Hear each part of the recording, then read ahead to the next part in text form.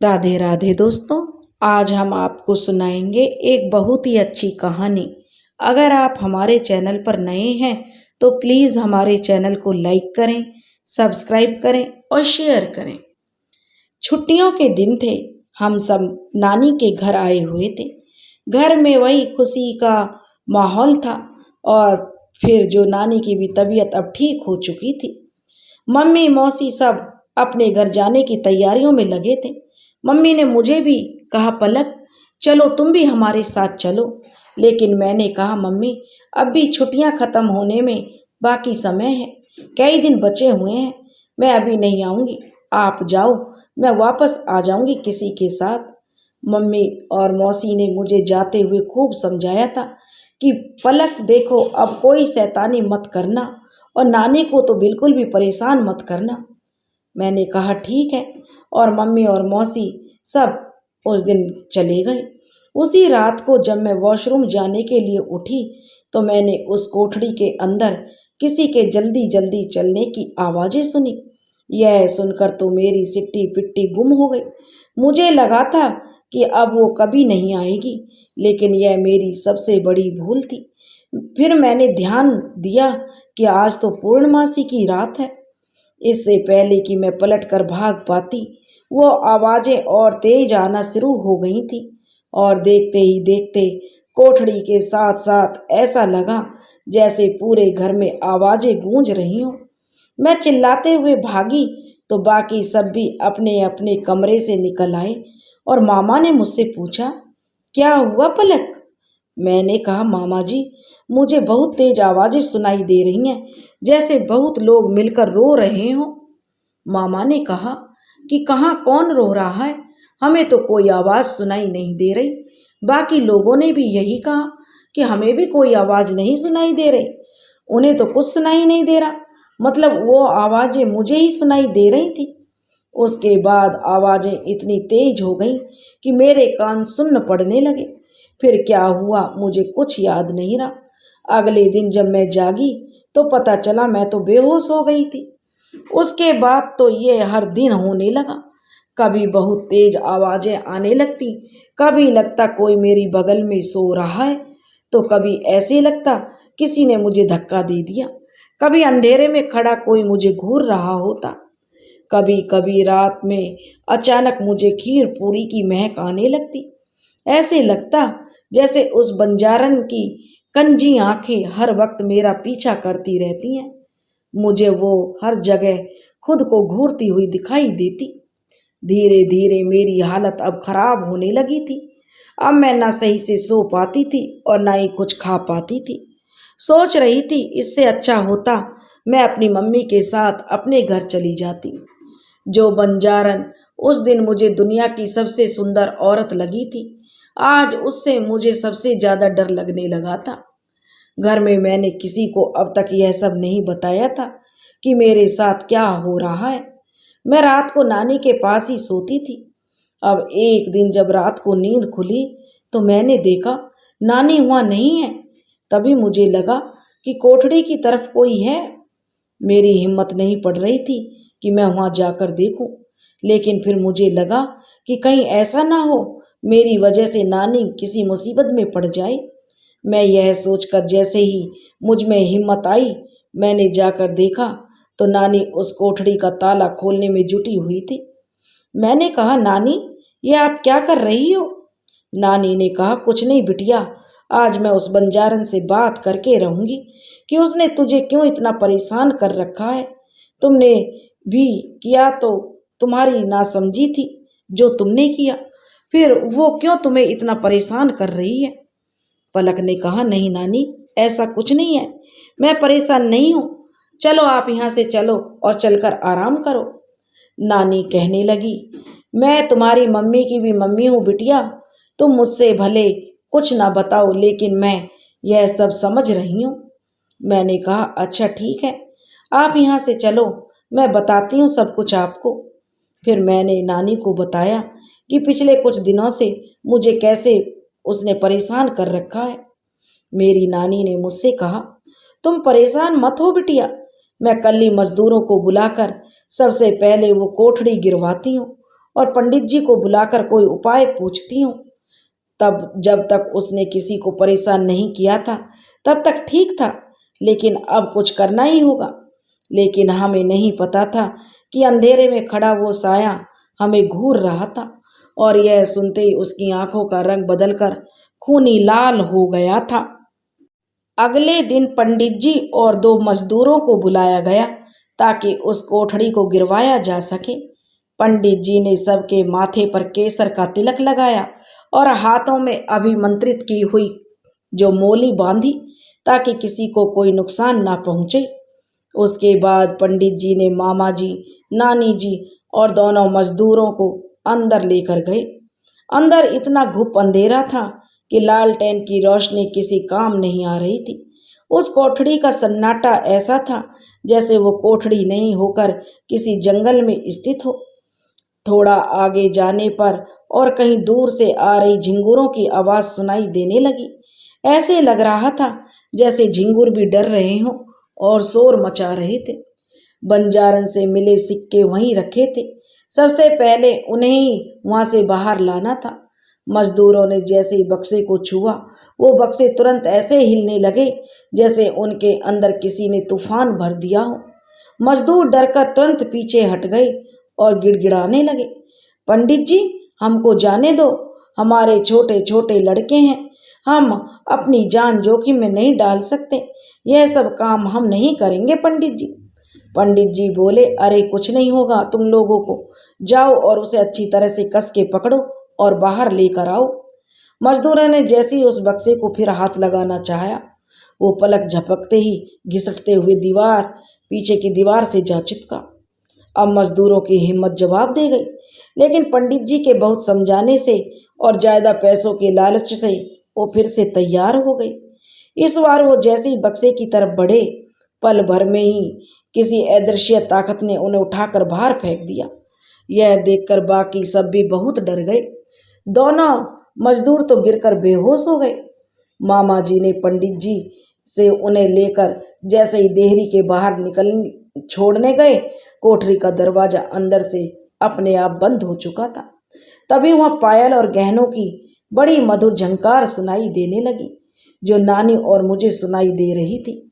वो साया जब भी अंधेरे में चलता हुआ लालटेन की रोशनी में आया तो नानी उसे देखकर बुरी तरह डर गई। देह के नाम पर सिर्फ उसका अस्थि पंजर ही था, जिस पर उसने सारे गहने पहने हुए थे, जो बुरी तरह जलकर काले पड़ चुके थे और जिनका अधिकांश भाग गायब था। और हाँ, सारे शरीर में सिर्फ उसकी आंखें ही थीं जो सही सलामत अपने कोटरों में थीं, लेकिन उस वक्त उनमें जैसे खून भरा था। नानी का नाम था श्यामा, तो वो कहने लगी, श्यामा तू मुझे मेरे घर से भगाएगी? तेरी ये हिम्मत? मेरे दिए धन से तेरे परिवार की आज ये शानो शौकत है और तेरी ये मजाल कि तू मेरा घर गिराए। यह बोलते हुए उसकी आंखों की पुतलियों का रंग सफेद पड़ चुका था। अब उसकी आंखें हमारी रीढ़ की हड्डी में सिरहन पैदा कर रही थी। वह कहने लगी, नानी तूने मेरी बच्ची को परेशान किया है। उस बच्ची ने तेरा क्या बिगाड़ा है जो तू उसे इतना परेशान कर रही है? तभी वह कहने लगी, मैंने परेशान किया है तेरी बच्ची को? या उसने खलल डाली है मेरे सगुन में? क्या जरूरत थी उसे मुझे टोकने की? नानी कहने लगी, अरे वो तो उससे गलती हो गई, पर बदले में तूने भी तो उसका जीना हराम कर दिया। मैंने तुझे यहाँ रहने दिया, मेरे खानदान ने कभी तुझे परेशान नहीं किया और तू आज मेरी पलक को परेशान कर रही है। वह कहने लगी, तूने और तेरे खानदान ने मुझे यहाँ रहने दिया? वह जोर जोर से हंसने लगी और कहने लगी, अरे मूर्ख श्यामा, तुम लोगों ने मुझे नहीं बल्कि मैंने तुम लोगों को यहाँ रहने दिया है। और अब नानी कहने लगी, अब जो भी बोल तो मैं आज तेरी कोठरी को गिरा कर रहूंगी। वह कहने लगी। यह कहकर नानी ने जैसे ही फावड़ा उठाया तो वही हवा में ऊपर टंग गया और नानी की चीख बाहर तक सुनाई दी। हम सब वैसे ही दरवाजा पीट रहे थे। नानी की आवाज़ सुनकर हम बहुत डर गए कि क्या हुआ है उनके साथ। सबने कोशिश कर ली लेकिन दरवाजा नहीं खुला। सब थक चुके थे। थोड़ी देर बाद मैंने दरवाजे पर धक्का लगाना शुरू किया और एक धक्के के साथ ही दरवाजा खुलकर वापस बंद हो गया। लेकिन मैं तब तक अंदर जा चुकी थी। तभी अंदर से आवाज आई, आओ पलक, बंजारों की दुनिया में तुम्हारा स्वागत है। अंधेरे में मुझे कुछ भी दिखाई नहीं दे रहा था, बस उसकी आवाज सुनाई दी, जिससे पता चला वो मेरे बहुत करीब खड़ी थी। मैं डर के पीछे हट गई। मेरी नानी ने कहा, क्या किया है तुमने उनके साथ? यह कहते हुए मैं अंधेरे में ही उन्हें टटोलने लगी। थोड़ा आगे बढ़ने पर मेरे पैरों के नीचे लालटेन के टूटे हुए टुकड़े पड़े। उनसे बचने के लिए मैं जैसे ही थोड़ा अलग हटी, किसी चीज से टकरा कर गिर पड़ी। टटोल कर देखा तो वहां नानी थी। चेहरा शायद खून से सना हुआ था। इस हालत में देखकर मैं उन्हें रोने लगी, कहने लगी, उठो नानी, क्या हुआ है आपको? नानी उठो ना। तो वह कहने लगी, क्या किया है तुमने मेरी नानी के साथ? अगर उन्हें कुछ भी हुआ तो मैं तुम्हें नहीं छोड़ूंगी। मैं दुख और गुस्से से कांप रही थी। जैसे नानी वैसी नातिन। यह कहकर वह हंसने लगी और कहा, तूने मुझे टोका था ना, मेरे शगुन में बाधा डाली थी ना, अब तुझे उसकी सजा तो भुगतनी पड़ेगी पलक। और हाँ, तो बदला मुझसे लेती ना। मैंने कहा, इन लोगों ने तुम्हारा क्या बिगाड़ा है? जो कोई भी मेरे घर से निकालने की मुझे हिम्मत करेगा, उसको कोई नहीं बचा सकता। अभी तो मैंने कुछ भी नहीं किया, मैंने तो बस लालटेन गिराई है। और यह अंधेरे में डरकर खुद ही गिर पड़ी और वह बहुत जोर से हंसने लगी। इतनी कमजोर दिल की है श्यामा, और तू कल की छोरी आई है मेरा घर गिराने, मुझसे मुकाबला करने। और वह साया हंसने लगा। पलक ने कहा, यह तुम्हारी जैसी आत्मा का नहीं, जिंदा लोगों का घर है, इसे अपना मत बनाओ। वह गुस्से में कहने लगी। तो उसने कहा, यह सुनते ही उसकी आंखों में फिर खून उतर आया और उसने अपने हाथ को हवा में लहराया और पलक हवा से भी तेज गति से दीवार से टकरा कर बेहोश हो गई। जब होश आया तो पलक एक अलग ही दुनिया में थी। जहाँ कोठड़ी थी वहाँ एक छोटा सा घर बना हुआ था। उसके आसपास कई जानवर बंधे हुए थे। पास ही एक छोटा सा कुआं और छोटा सा बगीचा था, जिसमें कुछ साग सब्जियां लगी हुई थी। सब कुछ बहुत अलग तरीके से बना हुआ था। आज के गांव से बहुत ही अलग लग रही थी वो जगह। पलक कहने लगी, यह मैं कहाँ आ गई हूँ? ये मैं मन में सोच रही थी कि वही आवाज फिर आई। हाँ पलक, यह मेरा घर है, जहाँ मैं और मेरे पति बंसी रहा करते थे। इसी घर की जमीन पर आज तुम्हारा घर बना हुआ है। देखो, देखा तो बगल में एक लड़की थी, बिल्कुल मेरी हम उम्र की। लंबाई, रंग, मासूम से चेहरे से बड़ी बड़ी कंजी आंखें, जिनमें लगा हुआ काजल उन्हें बहुत ही सुंदर बना रहा था। कानों में बड़े बड़े चांदी के झुमके, जो जिनमें लगे हुए दो छोटे छोटे घुंघरू मधुर धुन में ऐसे बज रहे थे जैसे बोलने में उसका साथ दे रहे हो।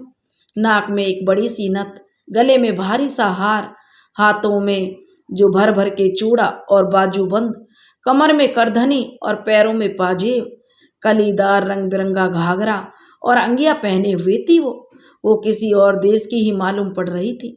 आज जब उसे इतने करीब से देखा तो लगा, तो ये तो मेरी सोच से भी ज्यादा सुंदर है। तुम ही हो ना वो जिसे मैंने उस रात देखा था? जैसे मुझे अब यकीन नहीं हो रहा था कि जिस भयानक रूप में मैंने उसे कुछ देर पहले देखा था वो यही है। तो वह कहने लगी, हाँ मैं वही हूँ। पलक कहने लगी, फिर मैंने अभी तक कुछ देर पहले जो देखा वो क्या था? यह सुनकर उसकी आंखें नम हो गई और उसने बताना शुरू किया। पलक, बात तब की है जब हमारा देश आजाद नहीं हुआ था। जैसे कि तुम देख रही हो, मैं एक बंजारन हूँ और अपने समूह के साथ गांव गांव जाकर डेरा डालकर नृत्य करती हूँ और गाना गाती थी। यही हमारी जीविका का साधन था। ऐसे ही एक बार जब मैंने यहाँ से कुछ दूर के गांव में डेरा डाला हुआ था, तब मुझे एक लड़के ने देखा जिसे मैं बहुत पसंद आ गई थी।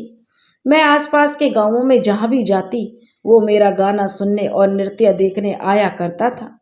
धीरे धीरे मैं भी उसे पसंद करने लगी और हम मिलने लगे।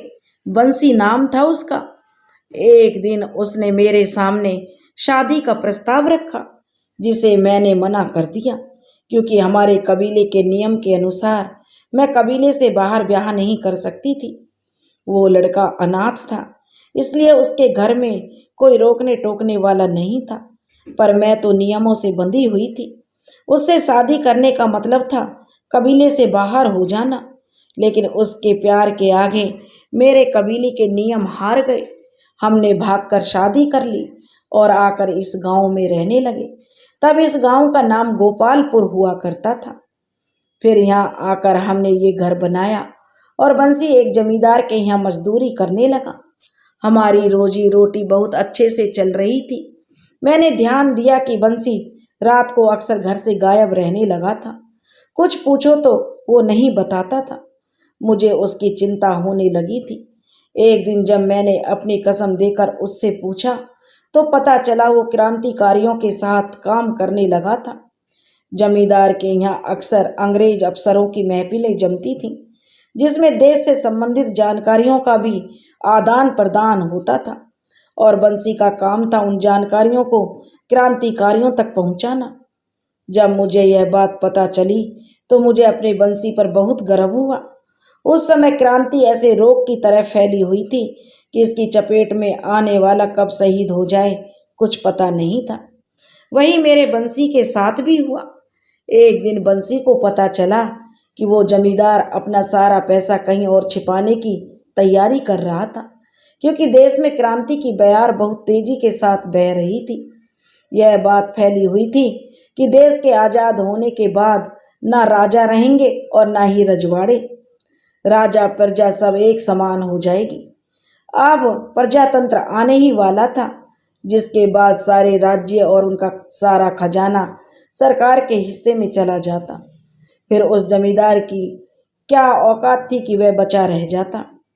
फिर बंसी ने क्रांतिकारियों के साथ मिलकर उस खजाने को लूट लिया, जिसका थोड़ा हिस्सा बंसी को इनाम के रूप में मिला था।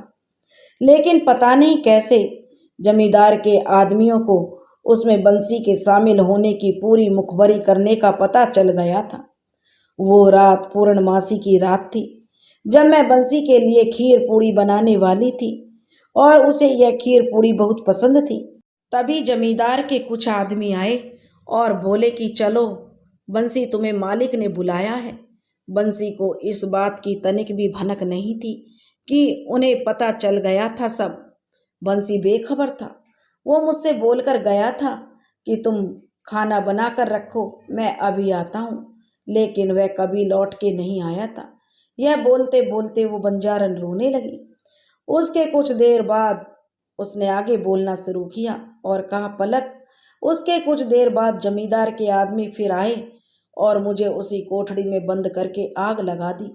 मैं चिल्लाती रही, लेकिन कोई गांव वाला उन आदमियों के डर से मुझे बचाने नहीं आया।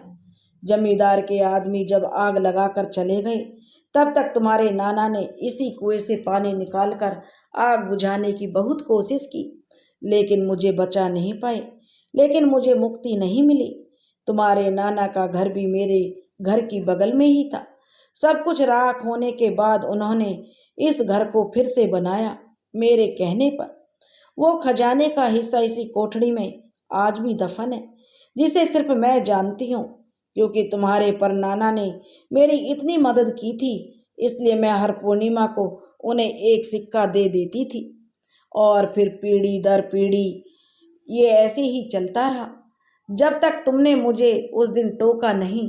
मुझे तुम्हारे ऊपर बहुत गुस्सा आया, इसलिए मैं तुम्हें परेशान कर रही थी।